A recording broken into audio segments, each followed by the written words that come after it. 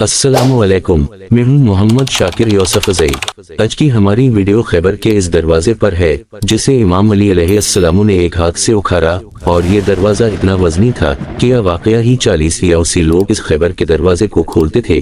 کیا یہ واقعہ کتابوں میں درج ہے یا سونا سنایا ہوا بات ہے؟ جنگ خیبر وہ جنگ ہے جو مسلمانوں اور یہودیوں کے درمیان 40 دن تک لڑی جانے والی جنگ ہے۔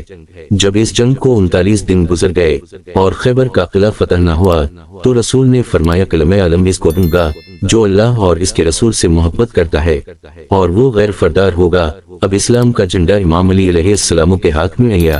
حضرت علی خیبر کے میدان میں گئے، مرہم کو 2 ٹکڑوں میں تقسیم کیا اور خیبر کے قلعہ کا وہ دروازہ جو 40 گز لمبا اور 40 گز چوڑا تھا، اس دروازے کو اسی لوگ کھولتے تھے۔ امام علی علیہ السلام نے اپنی 2 انگلیوں سے اس مضبوط دروازے کو اکھاڑ دیا۔ تاریخ بتاتی ہے کہ یہ واقعہ بہت ساری کتابوں میں درج ہے کہ جب خیبر کا قلعہ فتح ہوا اور مال غنیمت مسلمانوں میں بانٹا گیا تو خیبر کے بادشاہ کی بیٹی کو رسول خدا صلی اللہ علیہ وآلہ وسلم کے سامنے پیش کیا گیا تو آپ نے دیکھا کہ اس کے چہرے پر تازہ زخم ہے۔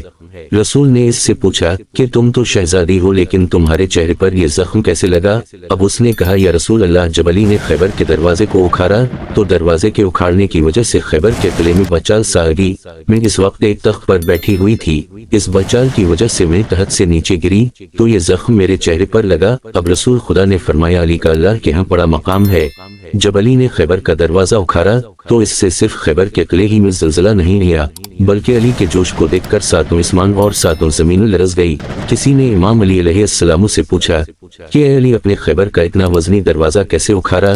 تو امام علی علیہ السلام نے جواب دیا کہ میں نے خیبر کے قلعے کا دروازہ بشر قوت سے نہیں بلکہ اللہ کی قوت سے اس دروازے کو اکھاڑا ہے۔ دلچسپ ویڈیوز کے لیے حالات زندگی آفیشیل کو سبسکرائب کریں۔ شکریہ۔